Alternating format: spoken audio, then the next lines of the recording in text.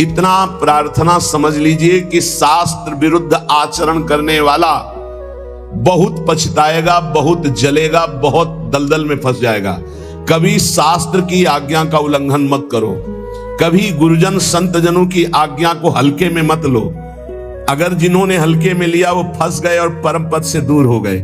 माना कि तुम 4 धनियों को रिझा करके करोड़पति कहला सकते हो, माना कि तुम्हारे पास बहुत वैभव हो सकता है, लेकिन प्रियालाल की प्राप्ति नहीं कर सकते। जो शास्त्र और संत और गुरुजनों के वचनों की अवहेलना करते, हल्के में लेते हैं, वो इस माया से पार नहीं। हल्के अरे तो बोलते रहते हैं और अपने मन की लगा के करते हो, जरूर फेल हो जाते हैं एक दिन। देख लेना, समय आने पर देख लेना, हमारे शब्दों को देख लेना कि आप ऐसे दलदल में फंसेंगे, आप ऐसी अशांति में फंसेंगे, आप ऐसे मोह राग में फंस जाएंगे जिससे प्रियालाल छूट जाएंगे, जिनके लिए आप चले।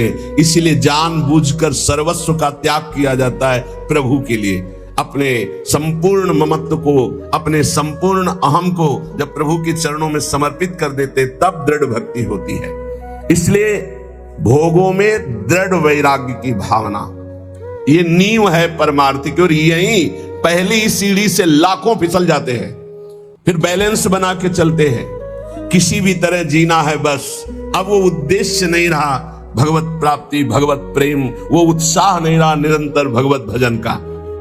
दूसरा बहुत सुंदर ये 7 सूत्र हैं। कुविचार, कुकर्म और कुसंग, इनका त्याग हो जाना चाहिए। कस्तरति कस्तरति मायाम यह संगास त्यजति। बोले कौन तरता है, कौन तरता है माया से? बोले यह संगास त्यजति, जो संग का त्याग कर देता है। संग बहुत जहर है, बहुत जहर है। अगर आप समझ पाओ तो हमारी बात को पकड़ लोगे तो कभी दुखी नहीं रहोगे, सदैव सुखी रहोगे। भगवत भाव से संग करो। अन्य कोई भी भाव अगर संग में आ गया तो रोना पड़ेगा, दुखी होना पड़ेगा, पछताना पड़ेगा, हाथ मींजना पड़ेगा। विश्वास कीजिए, तुम भगवान के हो इसलिए तुम्हें फंसा तो कोई सकता नहीं, पर तुम्हें रोना पड़ेगा, तुम्हें तड़पना पड़ेगा, तुम्हें पछताना पड़ेगा। संगास त्यजति यो महानुभाव सेवते, जो भगवत विमुख का संग त्याग कर देता है, भगवत सन्मुख कराने वाले महापुरुषों का सेवन करता है।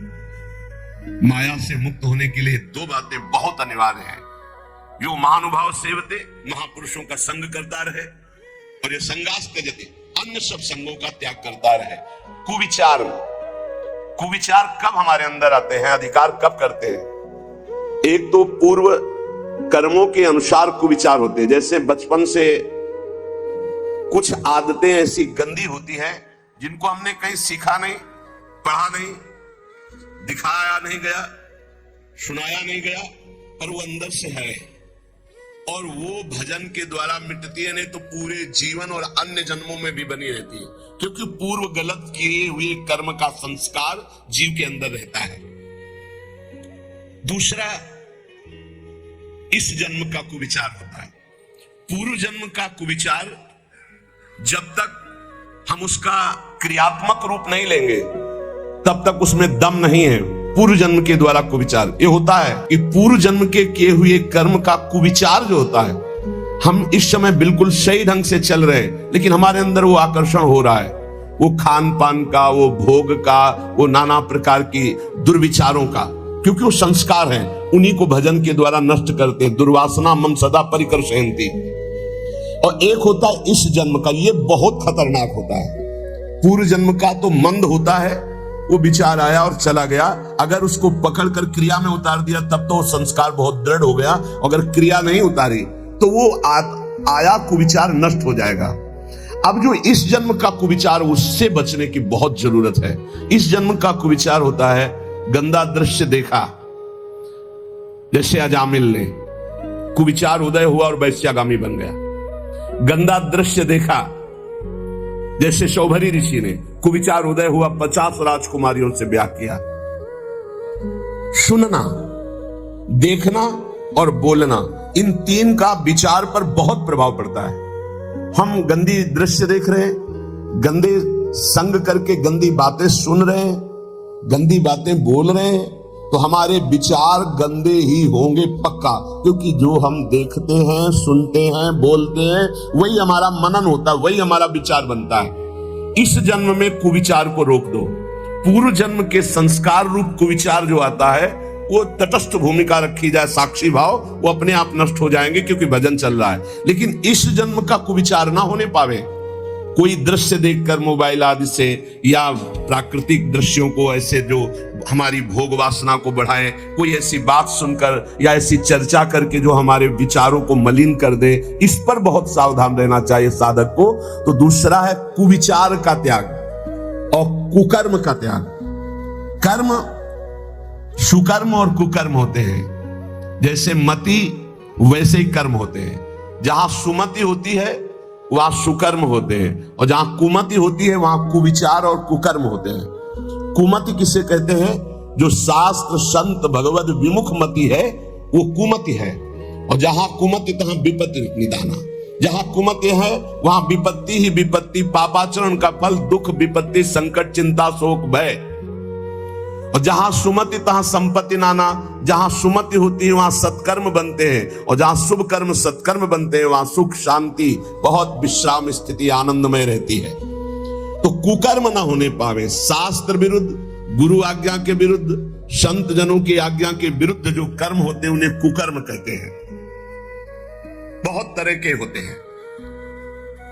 जिनको शास्त्र मना करते हैं वो आचरण कुकर्म होगा, भले आप उसको बहुत सजा कर करें। और इसी में कुविचार, कुकर्म और कुसंग।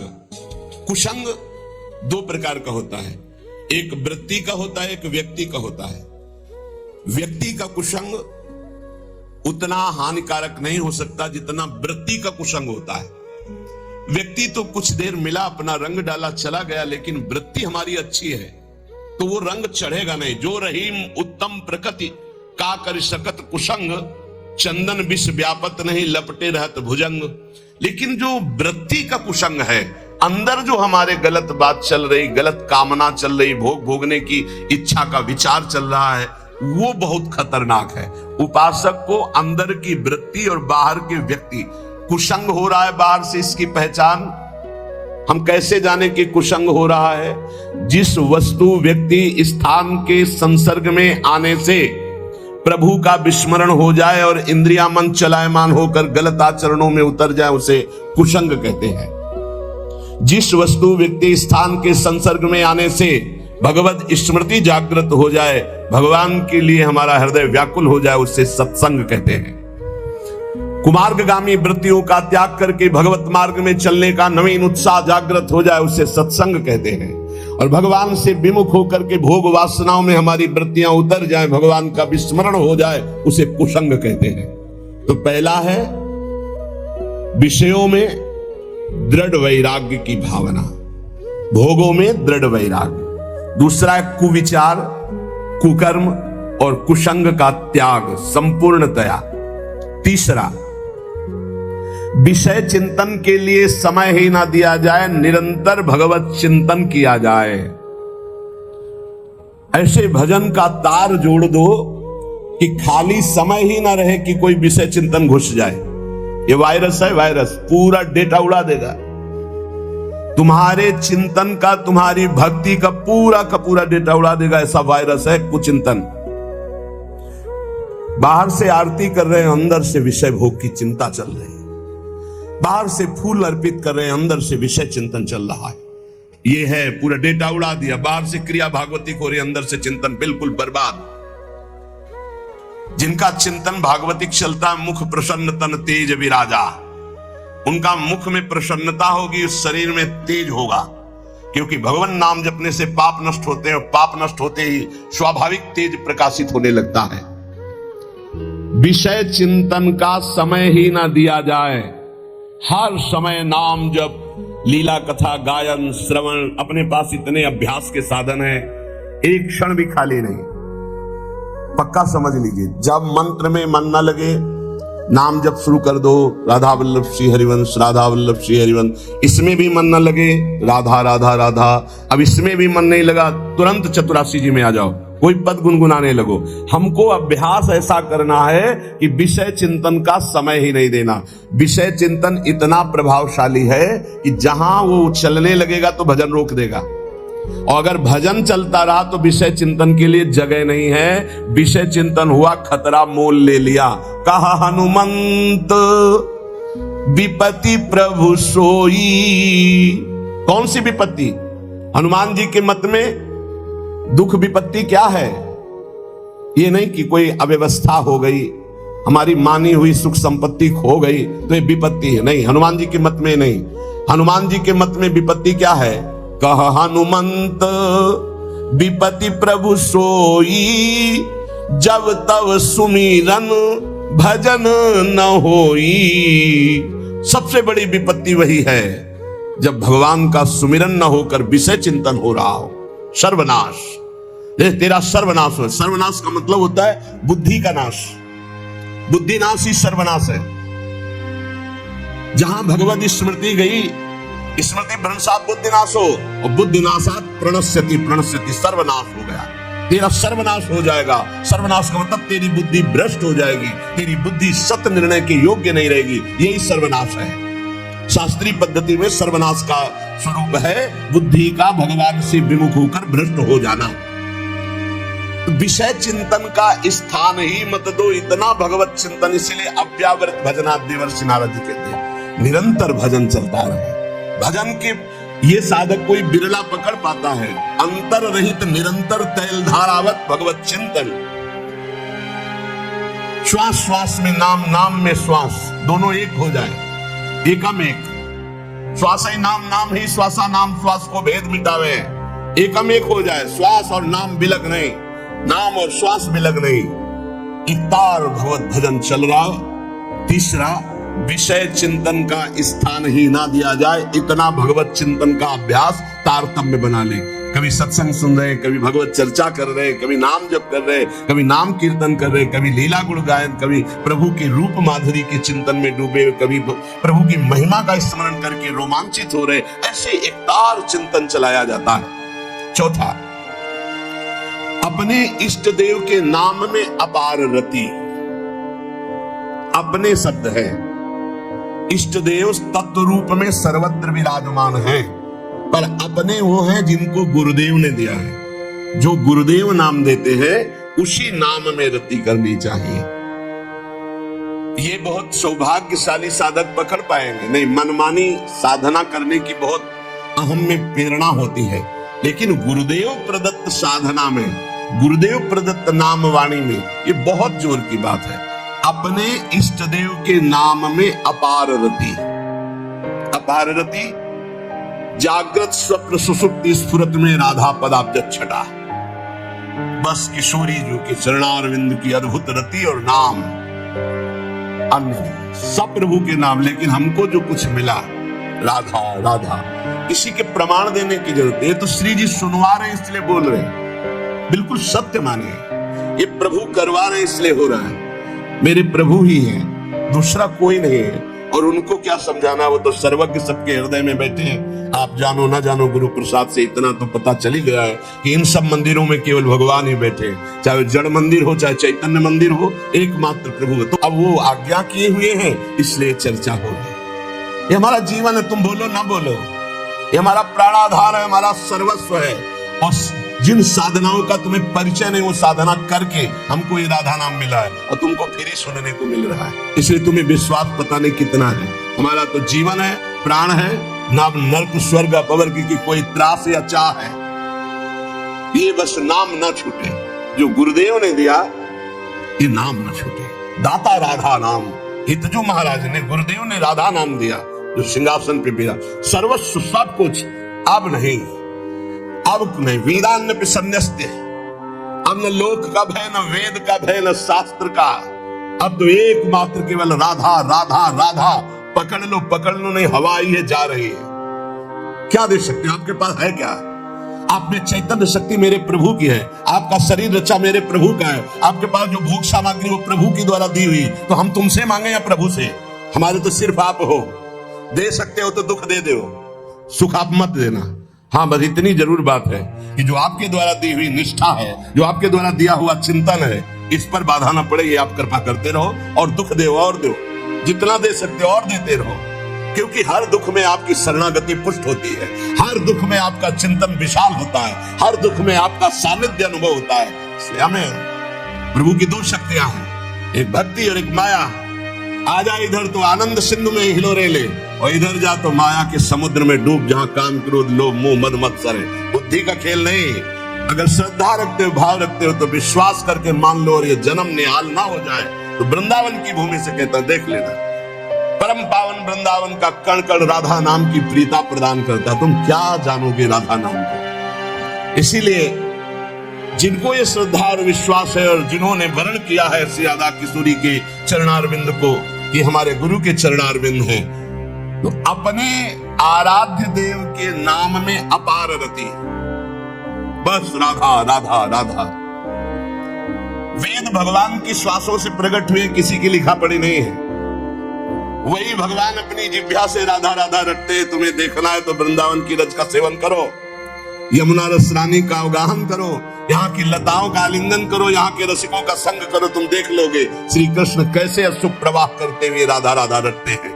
वो राधा नाम हम यशगान करते हैं। और जिन जिन को विश्वास हो गया है तो देख लो, आप जो दुख आवे उसको सहज में भोगते हुए आगे बढ़ो। इस राधा नाम का फल जब आएगा तो बताने लायक नहीं रहोगे, लेकिन जहां होगे वहां परम शांत, परम आनंद और दुख का लेस नहीं होगा।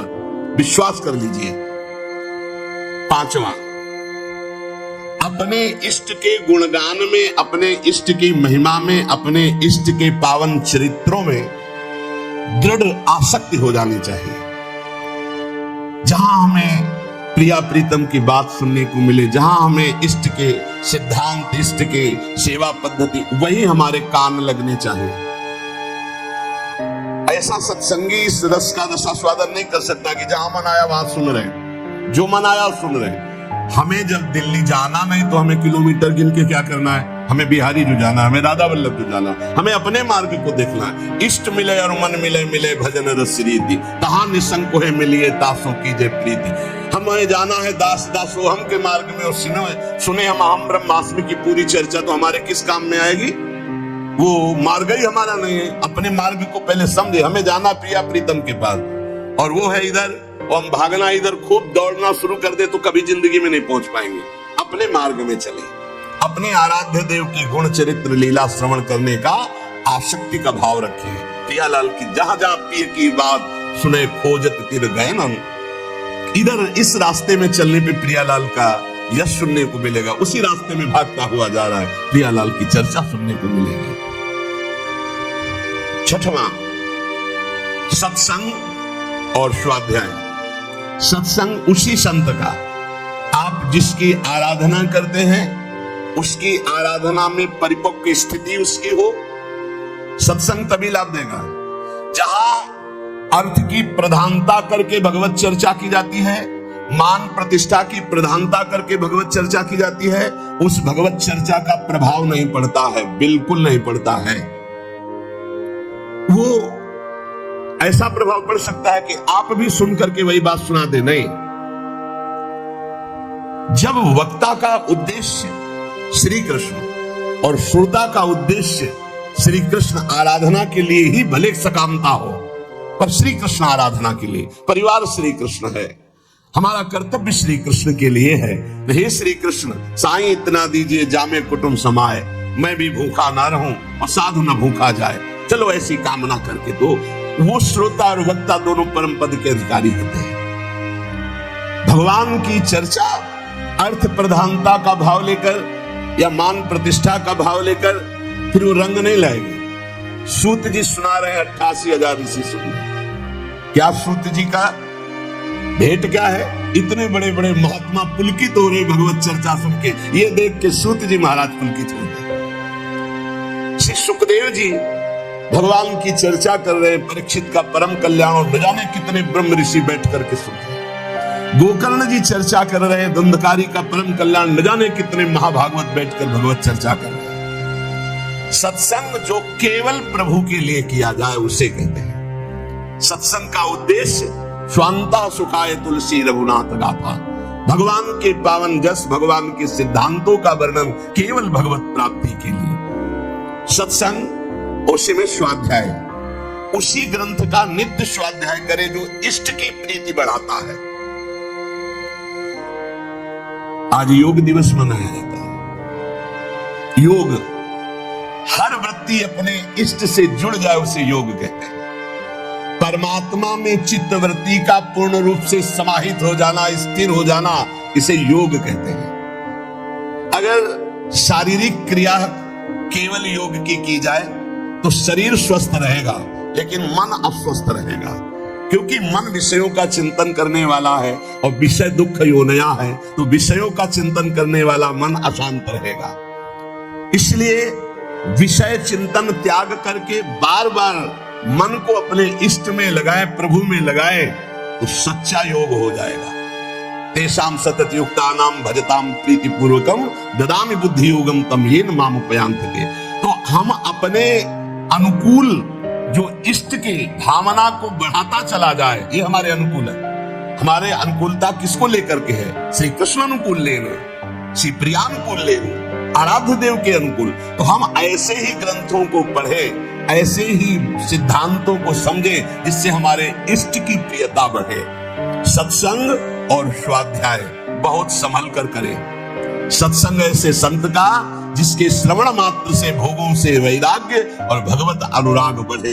अपनी असत वासनाओं का त्याग करके सत मार्ग में हमारा मन दौड़ने लगे, उससे सत्संग प्राप्त हुआ है। स्वाध्याय अपने इष्ट की प्रीति प्रदान करने वाले शास्त्र से। और सातवां, पूर्ण इष्ट का भरोसा और कृपा पर दृढ़ विश्वास करके निश्चिंत हो जाना। हमारी हो गई भगवत प्राप्ति, हो गई ये बात आ गई भगवत प्राप्ति। विश्वास कर लो, ये विश्वास तभी होगा। बहुत चिंतन हुआ, हजारों बार। कल एक बोर्ड लिख के खड़े थे कि दरिया भी तेरी, लहर भी तेरी, नौका भी तेरी, खेने वाला भी तेरा, तब डूबने का मैं कैसा। बोर्ड लिए कोई महाभागवत जन से लिख के, बहुत हजारों बार चिंतन हुआ, क्या बात है। दरिया भी तेरी क्योंकि तू ही दरिया बना है, लहर भी तेरी क्योंकि उस दरिया की लहर भी तू ही है, भव समुद्र भी तू है, भव समुद्र की लहर भी तू है, और इसकी नौका भी तू है पार, और पार करने वाला खिवैया भी तू है। अब मुझे डूबने का भय क्या, क्योंकि दरिया भी तू है, लहर भी तू है, केवट भी तू है, नौका भी तू है, अब क्या डूबने का भय। दृढ़ विश्वास, हमारा काम हो गया, भगवान की शरण में। ये बहुत बड़ी बात है। बड़ी बड़ी समस्याओं को ऐसे चट से हटते देखा है दृढ़ विश्वास में। पक्का, बिन विश्वास भगत नहीं ते बिन द्रवहीन राम, राम कृपा बिन स्वप्न्यो जीवन लह विश्राम। दृढ़ विश्वास अपने आराध्य देव पर बहुत बड़ी है, इसीलिए 7वां सूत्र आखिरी, दृढ़ विश्वास अपने इष्ट देव का। हम पर अपार कृपा है, हमारे प्रभु निश्चित कृपा करके भगवत प्राप्ति करें, निश्चित। अब हमें कोई डर नहीं, अपनी प्रियाजू के भरोसे पे हो जाना, ये दृढ़ बात है। भोगों से वैराग्य की दृढ़ भावना। दूसरा, कुविचार, कुकर्म, कुसंग का त्याग। तीसरा, विषय चिंतन की गुंजाइश ही न रह जाए, ऐसे भगवत चिंतन का एक तार, नाम जप, मंत्र जप, रूप लीला आदि का चिंतन। चौथा, अपने इष्ट देव का ही नाम जप।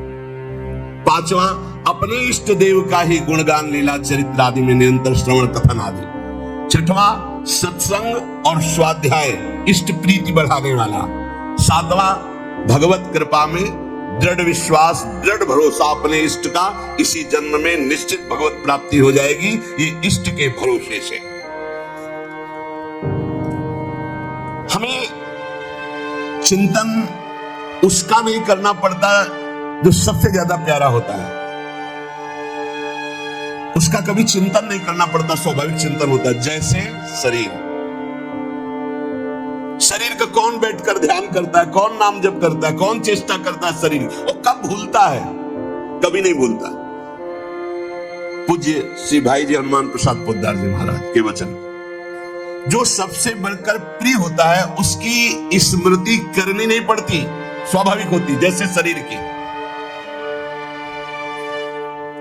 की इतनी प्रियता बढ़ गई है कि इसको हम कभी नहीं भूलते। मैं इसको हमने समाहित कर लिया।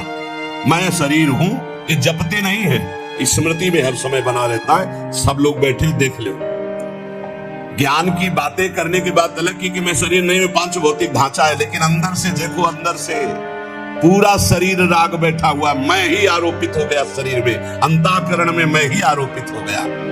लेकिन प्यारे तुम भूल कर रहे हो, जो शरीर का भी आधार है वो प्राण, और जो प्राणों का आधार है वो आत्मा, और जो सबकी आत्मा है वही परमात्मा है, वही ईश्वर है। लेकिन उसकी तो स्मृति नहीं हो रही। शरीर का आधार प्राण, प्राणों को भी जो प्रकाशित कर रहा है वो कौन? आत्म तत्व। और जो सबकी आत्मा है वो कौन?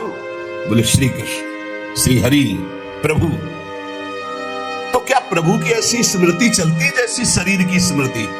कभी हम भूलते नहीं, कभी हम स्मरण करने का प्रयास नहीं करते, हर समय स्मृति में रहता शरीर, क्योंकि बहुत प्यारा है, और इतना प्यारा है कि इसे मैं से हमने जोड़ लिया।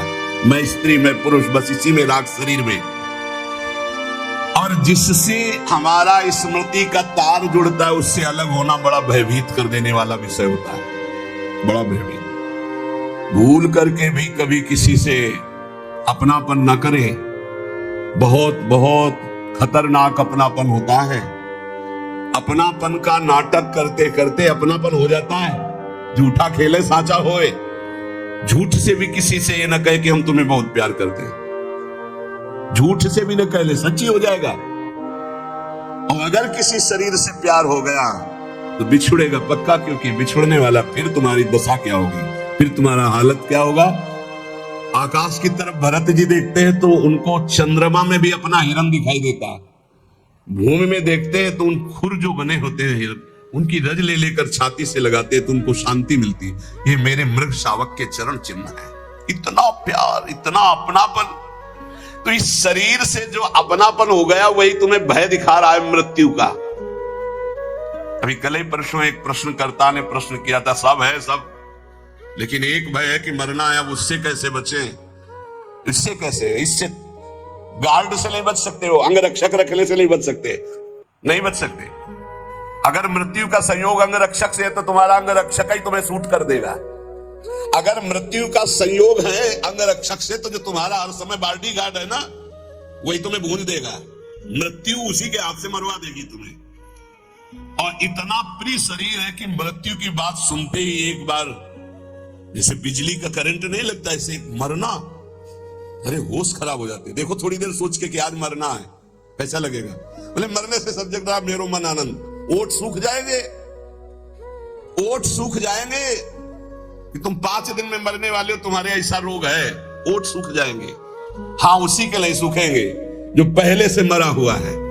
जीवित मर जाए उलट आप में समाये है दिलगिरी है। अपने इष्ट के लिए जिसने प्राणों को समर्पित कर दिया, अब उसको डर नहीं। हमें सबसे ज्यादा प्रिय देह और प्राण है। देह प्राण ते प्रिय कछु नाही, गोस्वामी तुलसीदास जी कह रहे हैं। देह प्राण से बढ़कर कुछ प्रिय नहीं है, लेकिन उनसे भी जो परम प्रिय है वो भगवान है, क्योंकि देह और प्राण जिनसे संचलित हो रहे। राम देत नहीं बनत गुसाई, विश्वामित्र जी से दशरथ जी कह रहे देह प्राण से प्रिय कुछ नहीं, अभी कहो अभी प्राण दे दूं, लेकिन राम देते हुए नहीं। ये है महाभक्त की स्थिति। ले लो देह प्राण, अभी ले लो, पर राम जी को मैं। वशिष्ठ जी फिर उनको समझाते, यहां कह रहे जैसे कहा जाता है कि हमसे भजन नहीं होता। क्यों? शरीर का भजन करते हो कभी, लेकिन कभी भूलते भी नहीं हो, क्योंकि शरीर सबसे प्यारा। इसके बाद ये हाथ में कैंसर हो गया, इतना काट दिया जाए तो तुम्हारे प्राण बच जाएंगे, तो देह से भी अधिक प्रिय प्राण, तो हम इतना हाथ कटवा देंगे, इतना पैर कटवा देंगे। और प्राण से भी प्रिय आत्मा। जब आत्मग्लानि इतनी प्रकट हो जाती है किसी बात पर, वो अपने प्राणों का भी मोह छोड़ देता है और अपने शरीर और प्राणों का मोह छोड़कर वो मृत्यु का वरण करना चाहता है। और जो सब आत्माओं की आत्मा है वो प्रभु है। पूज्य भाई जी महाराज कह रहे, यदि ये क्षण भर के लिए तुम्हारी बात समझ में आ जाए कि जिससे हमें देह प्रिय लग रहा है, जिससे हमें प्राण प्रिय लग रहे हैं, वो भगवान के कारण लग रहे हैं। अगर ये बात समझ में आ जाए तो भगवान को भुलाया ही नहीं जा सकता। जैसे देह अभिमानी कभी देह को नहीं भूल सकता, ऐसे देहा भाव को जो भगवान के चरणों में, जो प्राण प्रियता को भगवान के चरणों में मदगत प्राणा हो गए, मच्चित्ता मदगत प्राणा, ऐसे महापुरुषों का भजन निरंतर चलता है। ये जो कहा जाता है कि 1 घंटे सुबह 1 घंटे शाम भजन कर लिया करो, ये प्राथमिक कक्षा के विद्यार्थियों को कहा गया है, अध्यात्म के विद्यार्थियों को। ये प्रथम कक्षा की बात है। ये 11 माला जप लो, 12 पद पढ़ लो, शुरुआत तो करो। यहां घंटे की गणना का बात नहीं कर रहा, भाई जी कह रहे घंटे की गणना की बात नहीं कर रहा, यहां प्रीतम की प्राप्ति की बात कर रहा हूं। और वो होता है सतत स्मरण से। क्षण भर के लिए भी हृदय में भगवत स्मरण का तार ना टूटे। अभी ऐसा अभ्यास बन गया, निश्चिंत हो जाओ, आप भगवत प्राप्त हो चुके हो, आपको चिंता नहीं करनी। कुछ ही दिनों में स्थितियां जागृत हो जाएंगी। निरंतर एक तार भजन जिनका चल रहा है, जिसका एक तार भजन चल रहा है, उसके हृदय की झांकी का पर्दा हट जाता है त्रिगुण माया का, और अपने हृदय में ही नारायण या गौर श्याम को हृदय निकुंज बसइए, वो हृदय में अपने प्रभु को देखता है। इसे कहते हैं अनन्य चेता सततम। जो अनन्य चेता सतत है, नित्य निरंतर, ये बहुत अमृतमय शब्द है। यही बचपन में गुरुजी ने बैठा दिया था, बलिहारी गुरु आपने जो गोविंद दियो बताए, यही बता दिया था कि बच्चा हर श्वास हर क्षण नाम जब, हर क्षण मंत्र चिंतन, खाली न रहे, यही साधना है। नया जीवन था, पता हमें और कुछ था ले, जो गुरुदेव ने बताया बस उसी पे चल पड़े। वही जब बड़े बड़े महापुरुषों से सुना शास्त्रों में तो लगा बलिहारी प्रभु ने प्रारंभ में ही बता दिया गुरु रूप धर करके। नित्य चिंतन में रहने वाला भगत ये अनुभव कर लेता है कि नित्य प्राप्त भगवान की नवीन प्राप्ति। ध्यान से सुनो, जो निरंतर भजन करता है, नित्य प्राप्त भगवान की नवीन अनुभूति, नवीन अनुभूति। जब हृदय में चिंतन चलता है तो फिर बाहर से भगवान चले जाएं या आ जाएं कोई फर्क नहीं पड़ता। ये बहुत, जैसे बिलोमंगल जी ने श्री भगवान के लिए अपनी आंखों को शांत कर लिया, अब नहीं देखने देंगे संसार को, और चल पड़े वृंदावन के लिए। तो जो पूर्वाभ्यासी जिनके नेत्र नहीं होते वो तो चल सकते, लेकिन तत्काल जो नेत्र फोड़े थे तो मार्ग में चले तो एक लठिया ले ली थी। अभ्यास न होने के कारण मार्ग से हट करके एक कुआं था, उस कुएं में गिर गए। अब जिसका कोई नहीं है उसके तो नंदनंदन है, पुकारा हे देव हे कृष्ण अब आप ही मेरे हो। भगवान की आवाज गंभीर मेघ के समान, बाबा ये लाठी ऊपर उठाओ, और खींच के बाहर कर दिया। उन्होंने विचार किया कि मेरी लाठी तो इतनी बड़ी नहीं थी, केवल लाठी पकड़कर इस 50 हाथ कुएं से नीचे निकाला जाए। इसका मतलब ये कर तुम अकर तुम अन्यथा कर तुम भगवान ही हैं। धीरे से लाठी के सारे हाथ बढ़ाए, हाथ पकड़ा। जे ही हाथ पकड़ा तो ठाकुर जी ने झटक करके हाथ छुड़ाया, पर स्पर्श होते ही अपार आनंद। तब वो कहते हाथ छुड़ाए जात हो निबल जान के मोही, हृदय ते जब जाओगे तो सबल सराहू तोय। बूढ़ा हो गया हूं, निर्बल हूं, हाथ छुड़ाकर चले जा रहे हो, आप बलवान हो, नवकिशोर हो, जाओ, लेकिन हृदय से चले जाओ तो तुम्हें सबल और बहादुर जानू। हृदय से अब तुम्हें नहीं जाने देंगे, हर समय स्मृति के तार से हम तुम्हें बांध कर रखेंगे। तो भगवान ही हाथ पकड़कर वृंदावन लाए थे बिल्वमंगल जी को।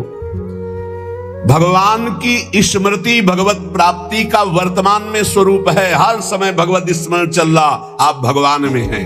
ये घंटे 2 घंटे नियम वाला यहां प्रसंग नहीं कह रहे, इतनी संख्या पूरी करो, हम संख्या की बात नहीं कर रहे, हम गणना की बात नहीं कर रहे, हम भगवत प्रेम प्राप्ति की बात कर रहे हैं, जिसमें कोई गणना नहीं, कोई संख्या नहीं, पर हर श्वास हर सेकेंड नाम से जुड़ा हुआ होना चाहिए।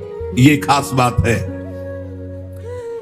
आरंभिक साधकों के लिए ठीक है गणना नियम, प्रारंभिक जो साधना में लगे हैं, लेकिन हम उन भगवत प्रेमी महान भाग्यशाली उपासकों की बात कर रहे हैं जिनका एक ही उद्देश्य है भगवत प्राप्ति, तो उनके लिए संख्या नहीं, गणना नहीं, एक क्षण भी विस्मरण ना होने पाए, उठते बैठते खाते पीते हर परिस्थिति में। लघुशंका हो रहे तो नाम चल रहा है, शौच हो तो नाम नहीं छोड़ना है।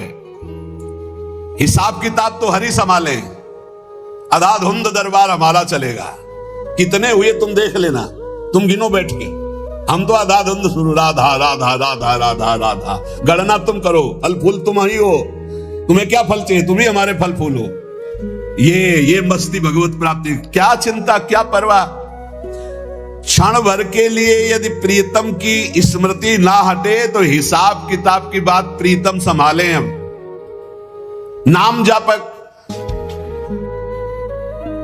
कि हृदय में आराध्य देव की ऐसी झांकी प्रकट होती है कि क्षण भर के लिए कभी विस्मरण नहीं हो सकता। ऐसी स्थिति में वो सो रहा होता है तो भजन होता है। छाती में अगर कान पवित्र हो तो लगा के छाती देखो, आपको सुनाई देगा नाम चल रहा है। ये एक गूंज सी उठती है। प्रेमी जनों को इतना नाम प्यारा हो जाता है कि स्वयं भगवान आकर कहें कि नाम के जप का फल है मेरा दर्शन, देखो मेरा दर्शन हो गया, छोड़ दो नाम जप। तो भक्त कहेगा कि महाराज दंडवत आप चले जाओ, मैं आपका नाम नहीं छोड़ सकता। ऐसा नाम प्रेमी पूज्य भाई जी महाराज कह रहे हैं। और इतना प्रिय नाम होता है कि अगर वही नाम निरंतर जप रहा दूसरा कोई बोल दे तो दौड़ पड़ेगा उसकी चरण धूलि लेने के लिए। ओ इसने राधा बोला, ये तो परम पावन, उसकी चरण धूलि माथे पे लगाने के। प्रीतम का नाम लेने वाला, प्रीतम की चर्चा सुनाने वाला, प्रीतम के समान प्यारा लगने लगता है नाम जापक को। प्रीतम का कोई भी प्रसाद, वस्त्र, भोग प्रसाद, इत्र प्रसाद, फूल प्रसाद, कुछ भी वो प्रीतम से बढ़कर के प्यारा लगता है।